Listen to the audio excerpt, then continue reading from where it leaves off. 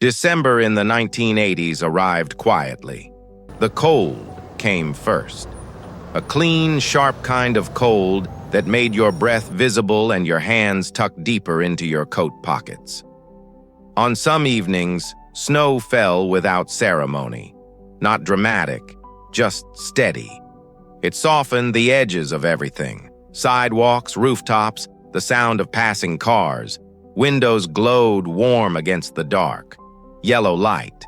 Curtains drawn halfway. Inside, Christmas lights blinked slowly.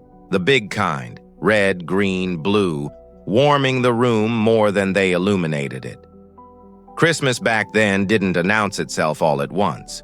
It unfolded, day by day, moment by moment. It felt slower, not because life was easier, but because time seemed willing to wait. The season began in places that smelled like popcorn and wool coats. Shopping malls filled with echoing footsteps and familiar music drifting from overhead speakers. Children held on to parents' hands while staring into store windows. Toy aisles felt endless. Bright boxes stacked high, plastic, cardboard, promise. Wish lists weren't typed or sent. They were written, carefully, slowly, folded once, sometimes twice, and handed over with hope more than expectation. Catalogs arrived in the mail, thick and heavy. They landed on coffee tables and stayed there for weeks. Corners bent, pages marked, dreams circled in pen. At department stores, Santa Claus waited patiently, not rushed, not ironic, just a man in a red suit, listening closely, nodding seriously. At home, decorations emerged from boxes stored all year. Tinsel that had lost some shine. Lights that only worked if you twisted them just right. Ornaments made by small hands, glued, painted, uneven, and treasured anyway. Each family had rituals. Some played the same record every year. Some decorated together on the same night. Some waited until the tree felt ready. Anticipation lived in the ordinary moments. Dinner, homework, evening television. All of it touched by the quiet knowledge that Christmas was coming.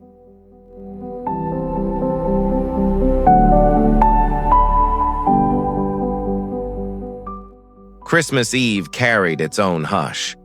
Television glowed softly as familiar specials played. A Charlie Brown Christmas, Rudolph the Red-Nosed Reindeer stories already known by heart, yet watched again without complaint.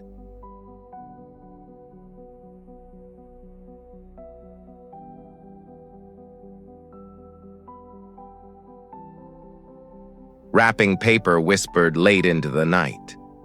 Tape snapped softly. Scissors opened and closed with care. Parents moved quietly through the house, assembling toys by lamplight. Pieces laid out, instructions studied, mistakes corrected before morning could discover them. There was a particular stillness that night, the kind that settles after the house is asleep. Only the hum of the refrigerator, only the glow of the tree. Outside, streets were nearly empty, no rush, no hurry. Just the feeling that something gentle was waiting.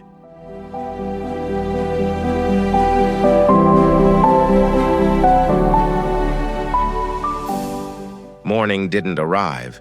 It burst in. Children woke early, not from alarms, but from excitement. Footsteps padded down hallways. Whispers turned into laughter. Everyone gathered in one room. No one rushed ahead. Presents stayed unopened until everyone was there. Paper tore. Boxes slid open. Batteries were hunted for. Toys became worlds. Board games were spread across the floor. Electronics hummed and beeped. A Nintendo Entertainment System blinking to life. An Atari joystick passed from hand to hand. There were no phones held up, no recordings made for later. Only faces, only voices, only the moment itself. Time loosened its grip that morning. No schedule, no destination, just being together. The kitchen was the heart of the day. Something was always cooking, something was always simmering. Ovens opened and closed, lids lifted, steam escaped. Tables grew crowded, with food, with people, with stories. Generations gathered in one place.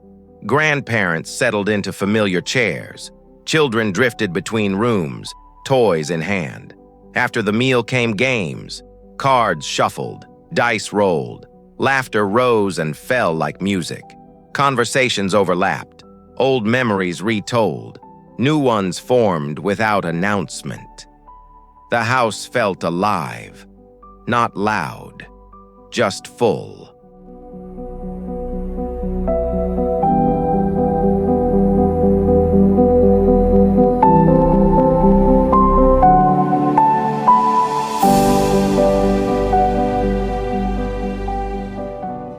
Beyond the front door, the world slowed too. Church bells rang softly in the distance. Neighbors stopped by without calling first. Plates were exchanged. Greetings lingered.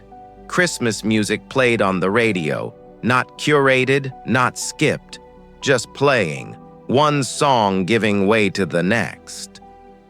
The streets stayed quiet. Shops closed. Lights glowed in windows long after sunset. It felt as though the entire neighborhood had agreed to pause. It wasn't perfection that made Christmas in the 1980s feel special. It was attention. Life moved at a pace that allowed moments to land, to stay, to matter. Technology hadn't yet learned how to interrupt every silence. Distraction hadn't learned how to compete with presence. People looked at one another more, listened longer, stayed seated after dinner instead of moving on. There was room to feel things, anticipation, gratitude, joy, without immediately sharing them elsewhere. That Christmas still lives on. Not in photographs, not in recordings, but in memory, in the way a certain song sounds warmer than it should, in the smell of pine, in the glow of lights against a dark window. It reminds us that Christmas was never about keeping up. It was about slowing down, about being where you were, with who you were with, and even now, in any time, in any place, that feeling is still waiting. All it asks is that we notice it.